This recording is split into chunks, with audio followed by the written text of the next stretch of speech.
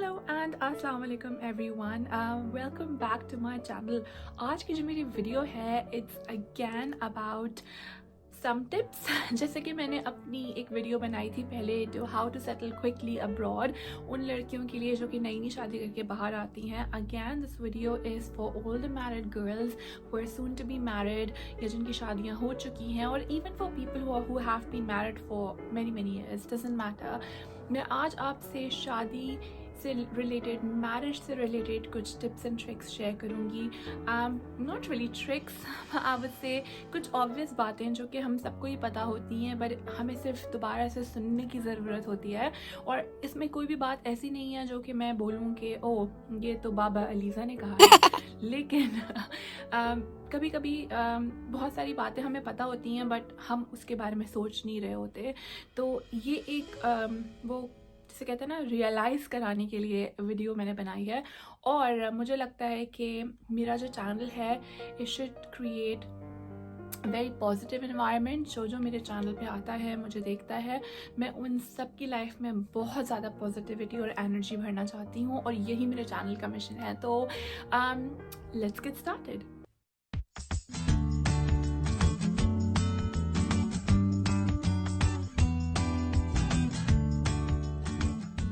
कभी भी आप किसी बारे में कोई राय देना चाहते हैं तो लोग कहेंगे भाई हम आपसे राय क्यों लें, आप में ऐसा क्या है। मुझ में ऐसा कुछ भी नहीं है। I am just a simple married women. लेकिन बात सारी ये है कि मेरी शादी को हो चुके हैं 9 साल। Yes, according to the Islamic calendar आज मेरी शादी को हो गए हैं 9 साल। और अगर मैं 9 साल पीछे अपनी पूरी लाइफ को रिवाइंड करूं तो टिंग टिंग टिंग टिंग टिंग टिंग टिंग टिंग टिंग जैसे रील चलती है ना, ऐसे मेरी लाइफ मेरी आंखों के सामने आ जाती है। और फिर मैं अपनी गलतियों से सीखती हूँ, और मैं जो मेरी अच्छी बातें हैं मैं उनको याद रखती हूँ, जो मेरी बुरी बातें हैं मैं उन्हें भी याद रखती हूँ।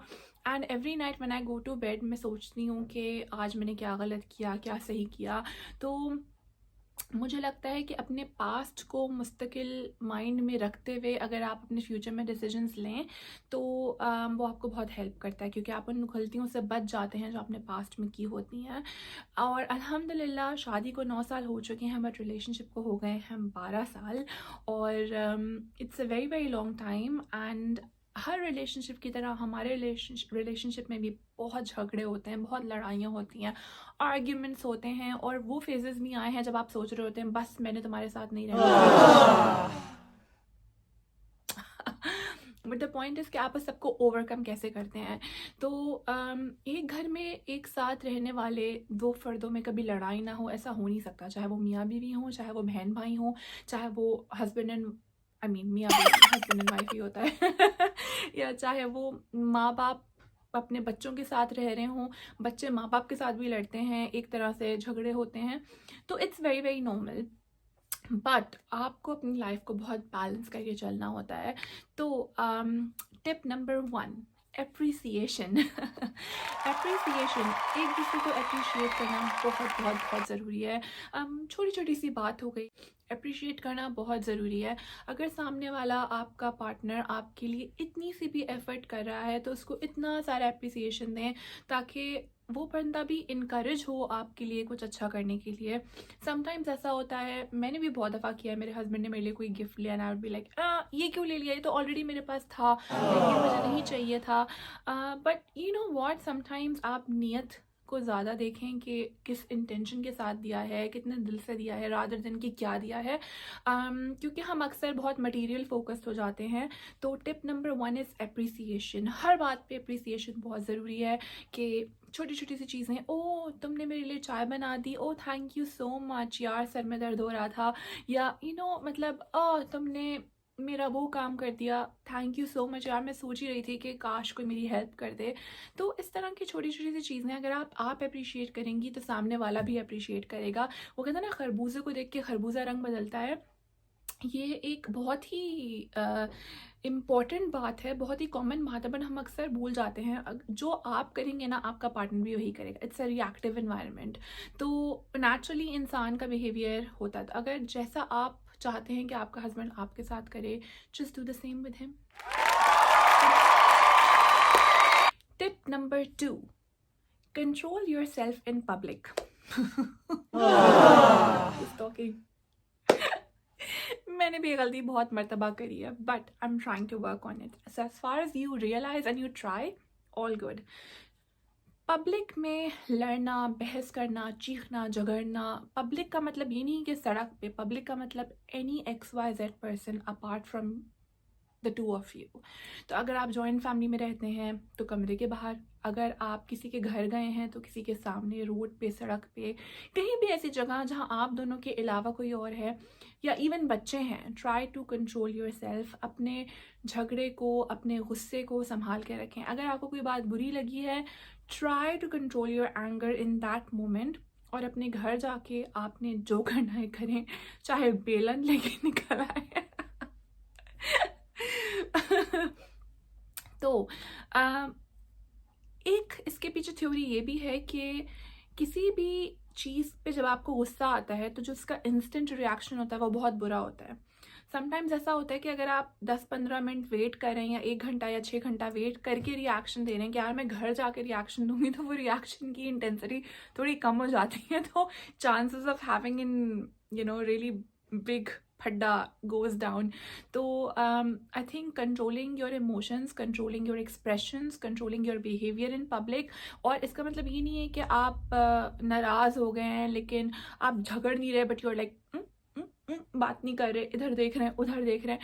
नहीं नहीं नहीं, just behave like normal, just behave, कुछ भी नहीं हुआ. एंड थोड़ी सी एक बॉडी लैंग्वेज होती है हस्बैंड एंड वाइफ की, जो वो दोनों एक दूसरे की समझ जाते हैं. At least after 9 years of marriage I can say that कि अगर आपको कोई बात बुरी लगी है तो हस्बैंड को समझ में आ ही जाएगा eventually. But try to control in that moment and vent out when you go home, अकेले में. तो you can openly vent out first of all, and थोड़ा सा आपकी इंटेंसिटी भी कम हो जाती है, तो वो लड़ाई से ज़्यादा एक डिस्कशन में ट्रांसफॉर्म हो सकता है. और समटाइम्स अपनी जज्बातों का इजहार आराम से करना इज़ मोर इम्पॉर्टेंट देन करना. Like sometimes you're like, oh तुमने ये किया, वो किया, but you can also say like, आज ये हुआ, मुझे बिल्कुल अच्छा नहीं लगा, and I was really hurt, can you just not do this the next time, or whatever. जो भी आपकी हैं, तो आप एक एज अ डिस्कशन भी कर सकते हैं. बट ये तभी पॉसिबल होगा अगर आप इंस्टेंटली वहीं पे वेंट आउट ना करें, थोड़ा सा ठहर जाएं. And this is another very very important tip. Tip number 3, small efforts are the biggest. तो वैसे तो आप डेली अपने हस्बैंड के लिए बहुत कुछ करते हैं, you cook for him, you clean for him, you do everything for him, your life is all about him. लेकिन समटाइम्स कुछ एक्स्ट्रा एफर्ट्स करना, सरप्राइजेस देना इज़ वेरी वेरी इंपॉर्टेंट. कि कोई पसंदीदा मीठा बना लिया, या कोई ऐसी चीज़ खरीद ली, कोई छोटा सा गिफ्ट ले लिया. You don't have to spend a lot to do that. It's all about, it's very very subjective. हर किसी की लाइफ, पसंद, रिलेशनशिप डिफरेंट होता है. आपको पता है कि आपके हस्बैंड किस चीज़ से खुश होते हैं, ये तो सिर्फ आप ही को पता होगा. तो the things that make him happy, try to do them like little but often. Or because if you do this, they will also realize कि आप एफर्ट्स पुट कर रहे हैं रिलेशनशिप में, you putting in a lot of efforts. और जब सामने वाले बंदे को वो एफर्ट्स दिखती हैं तो नेचुरली वो बंदा भी एफर्ट करता है. So if you just try to be like, oh वो तो मुझे टाइम नहीं देते, मैं भी उन्हें टाइम नहीं दूंगी, तो it will never be fixed. But अगर आपको कोई थोड़ा छोटा सा भी मोमेंट साथ में मिलता है जिसको आप स्पेशल बनाने की कोशिश करते हैं, the next person will realise that this is important, next time I will try to take out more time for you. और ये बहुत ज़रूरी है, बहुत छोटी सी बात है, एंड आई एम श्योर आप लोग करते भी होंगे. But again as I said, just a little reminder to make sure कि आप लोग एक अच्छी और भरपूर लाइफ जिएं. Tip number 4, try to be a friend rather than a wife. हम लोग के कल्चर में, स्पेशली हमारे ईस्टर्न कल्चर में, ये बहुत ज़्यादा है कि हम हस्बैंड को हस्बैंड ही समझते हैं, मिजाजी खुदा and this and that. Like husband को फ्रेंड समझना चाहिए. ऑल्दो आई कैन सी, आजकल मैं ऑनलाइन ग्रुप्स पे देखती हूँ कि बहुत अच्छे रिलेशनशिप लोगों के हैं आपस में, एंड वो एक अवेयरनेस बढ़ रही है. But again just a little reminder कि हस्बैंड को फ्रेंड बना लें, and then you won't need anybody else in your life. Don't be scared of him, like try to make him understand. और लड़कियां तो वैसे भी बताने में माहिर होती हैं. But yeah, jokes apart, like try to share everything with him. और आप उनसे जितनी बातें करेंगे उनको उतनी ही आपकी बातों में इंटरेस्ट होगा. The more you talk, the more you will talk, the more he will talk. तो try to have some time for yourself. जैसे शाम में खाने के बाद, बच्चों के सोने के बाद, अगर बच्चे नहीं हैं तो after work, just sit down together, watch a movie or have a cup of tea together and just discuss how your day went. बात करने की आदत डालें. Sometimes what we do is as a wives के हम इतने थक जाते हैं शाम में कि वी जस्ट वांट टू, ओ मुझे खाना बनाना है, ओ मुझे सफाई करनी है, ओ मुझे करना है. सब काम साइड पर. जितनी देर में आप काम खत्म करके आएंगे आपके हस्बैंड ऑलरेडी सो चुके होंगे. तो इट इज़ रियली इंपॉर्टेंट कि आप सब काम छोड़ दें. इफ़ यू फील कि काम खत्म करने के बाद आप लोगों को टाइम नहीं मिलेगा and it will get late, just sit down with him, relax with him and spend 15-20 minutes, half an hour together.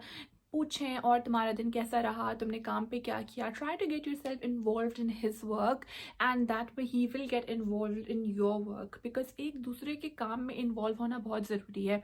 जब तक आप उनसे नहीं पूछेंगे कि आपका दिन कैसा था, वो आपसे कैसे पूछेंगे कि आपका दिन कैसा था. जब तक आप उनसे उनके काम के बारे में इंटरेस्ट लेके बातें नहीं करेंगे, वो आपसे आपके बारे में, आपके काम के बारे में इंटरेस्ट लेके कैसे बातें करेंगे. As I said in my previous tip कि खरबूजे को देख के खरबूजा रंग पकड़ता है. तो the way you behave in the same way he will behave. It's a reactive relationship. तो आप जितना खुल के बात करेंगे, जितना हर चीज़ को डिस्कस करेंगे और आप अपने बारे में बताएंगे, just make a habit of discussing the whole day with each other कि आज मैंने ये किया, आज मैंने वो किया, या कोई ऐसी हाईलाइट ऑफ द डे कि यार आज व्हाट, ये बहुत मुश्किल था, मैंने बड़ी मुश्किल से ये किया. और आस्क हिम कि हाउ वाज योर डे और यू लुक स्ट्रेस्ड, या कोई ऐसी बात थी.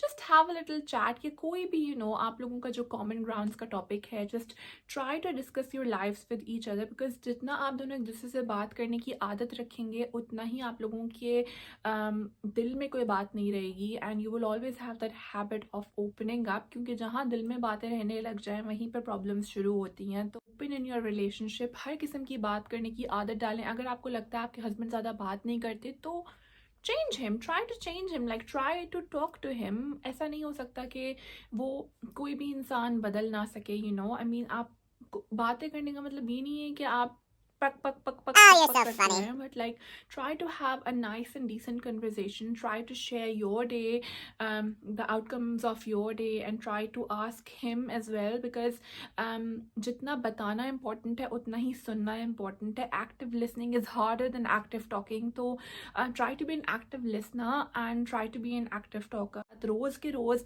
वेंट आउट करेंगे अपने दिन के प्रॉब्लम्स एंड ये वो in a very positive environment, the more you will feel your relationship is getting stronger. और आई नो, और वो मम्स जिनके बच्चे हैं एंड दे गेट ऑक्यूपाइड, नहीं मुझे बेड टाइम स्टोरी सुनानी है, मुझे ये करना है. Try to organize your day in a way कि आपके हस्बैंड और आपको थोड़ा सा टाइम मिल जाए, to have a little chat for your own sanity. And जैसे मैं कहती हूँ, अपने लिए टाइम निकालना बहुत इंपॉर्टेंट है, इस तरह अपने हस्बैंड के लिए भी टाइम निकालना बहुत इंपॉर्टेंट है.